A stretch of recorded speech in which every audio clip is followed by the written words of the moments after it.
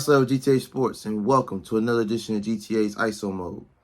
Make sure you follow GTA Sports Network and GTAE. Check on all social media platforms. Subscribe to our YouTube channel, GTA Sports, and don't forget GTASportsnet.com for all things in the world of sports. Now today, I'm going to talk about the Phoenix Suns. A team that I already pretty much told you guys ahead of time is on the downside of closing their championship window. I'm not saying they can't get back, but at the same time, I'm also saying they most likely won't get back. Not just off what happened last season, falling short, falling in Game 7 of the Western Conference semifinals against the Dallas Mavericks, but they didn't upgrade their roster this offseason.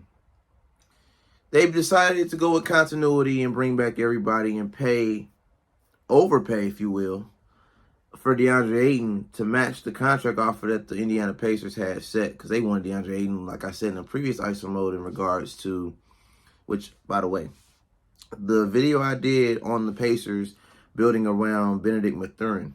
I want to thank each and every one of you that made that video go crazy within the first 48 hours of posting it. I want to thank everybody. If you haven't already, checked that video out because it is very essential if you're a Pacer fan.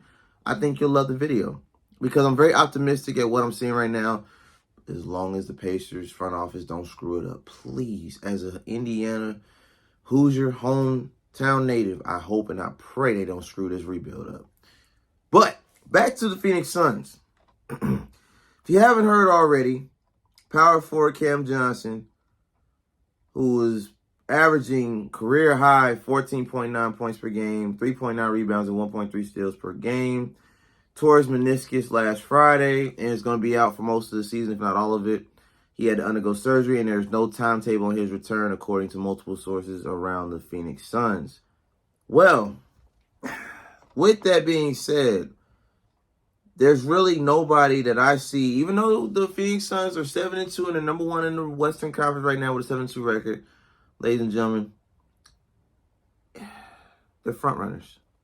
At this point of Chris Paul's career, Devin Booker, who is showing you that he can't be trusted in clutch moments as much as you would like him to. He looks great in the regular season, a la Houston Harden. I get Houston Harden vibes when I think of Devin Booker at this point. Somebody who shows up when there's no pressure, but when the lights get brighter, his production gets smaller. He comes up short. So, I ask you, who is going to produce the numbers Cam Johnson produced while he's gone? Now, according to multiple sources, when it comes to meniscus injury, just to give you guys an idea of how severe the injury is, you got two ways that this can go for him. If they snip it and he comes back 2 to 6 weeks, or they're going to repair it and come back in 2 to 6 months. So depending on how bad it's torn, with his age, as far as recovery time, and the future impact of his style of play. I'm looking at the latter. It's probably going to be somewhere between 2 to 6 months, which is the majority of the season. They're not going to announce timetables yet. It's too early. He just had surgery. This is where it would have made sense to keep Jay Crowder instead of forcing him to feel like he needed to demand a trade. In his last game, that I believe he was up 29 points, 3 assists, 3 steals, and 7 3-pointers on 64% three-point shooting. I mean, it's sad that he had to go out like that. And in this situation, if I'm the Phoenix Suns, your first instinct would be to rush him to come back because you don't have any depth at the power forward position. But if you know basketball and you're looking at protecting this young man's future career, because you don't want him to re-injure it and make the long-term damage shorten his career. You go long-term and let him rest. Let him recover, because this team's not built to win a championship. I'm sorry, it's not. And this is me. It's coming from somebody who rooted for the Suns to win multiple seasons. When they got Chris Paul down there, I was all for it. I figured Devin finally has a winner, a leader, somebody that can, will his team when he can't do it. He can focus on the scoring. I was all for it. But when they lost to the Bucks in the finals, I saw everything I needed to see to let me know that this team was not built to win. because when they had a chance, it was up 2-0 against the Milwaukee Bucks in the 2021 NBA Finals. They should have went for the kill, and they didn't. Devin disappeared after having a hell of a run that whole season and even postseason. Came up short when they needed him the most, because Chris Paul can only do so much, and Chris Paul got hurt, which is a common theme in his career. Whenever the moment gets too big, it's like his body cannot handle the pressure of leading the team all the way to the finish line. So Devin needed to step up, and DeAndre Ayton wasn't big enough mentally. He didn't play the game big enough mentally. He has the physical attributes, but his mental, he's young. So I can't fault him for that. Some players just get it. As soon as the moment hits, they know what time it is. Other players, it takes them a few years. They have to build that up. They got to build that confidence up to play at that elite, untouchable level. I'm going to win championship or bust. The Phoenix Suns just didn't have that dog. They had great players, Jay Crowder and Michael Bridges. Great roster.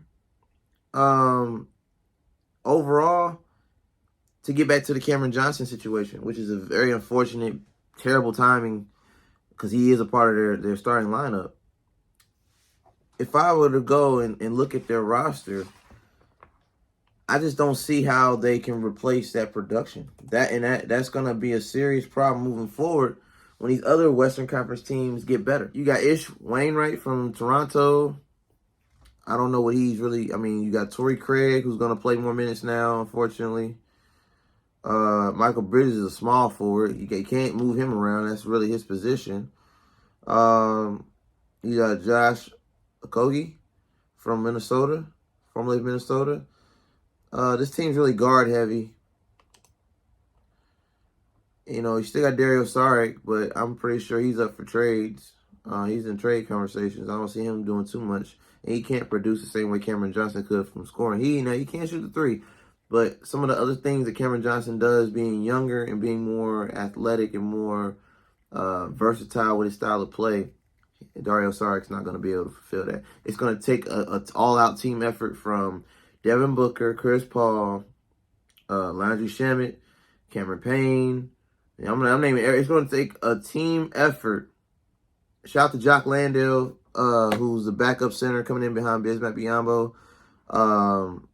Putting up decent numbers to help supplement at the five. Overall, the Phoenix Suns do not have enough pieces. They're going to have to make some serious trades come the trade deadline.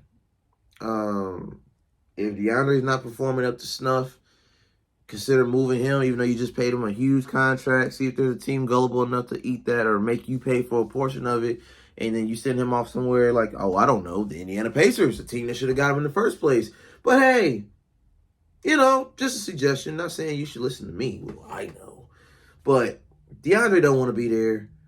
Monty Williams and DeAndre are never going to be the same. That's already been exposed. The media picked up on it. The league's picked up on it. They're not mentally tough enough to win a championship in the West. If the Phoenix Suns were in the East, they'd have a shot. They still probably wouldn't win a championship, but they would have a better shot at getting to the dance. Being in the West, with the West playing the way they are, you got teams like the Clippers playing well, Portland's playing well. Oh, man. And this is with injuries, mind you. Dame's hurt. Kawhi's hurt. Like, they're still playing better than the Phoenix Suns. Even though Phoenix is number one right now, it's fool's gold. It's pyrite. I'm not buying it. You're number one right now. We're not even a third through the season yet. Out of 82 games, we've only played 10? If that, 9, 10 games in. Still got 70 games left to go. Plus, I'm not buying it. So, salute to them for right now. Overall, the Phoenix Suns are in trouble. Until next time, this is Ty Slatter here with GTA Sports, giving you another episode of GTA's ISO Mode. Don't forget to subscribe to the YouTube channel, GTA Sports. Check out GTA Sports Network, GTA Heat Check on all social media platforms. And until next time, take care.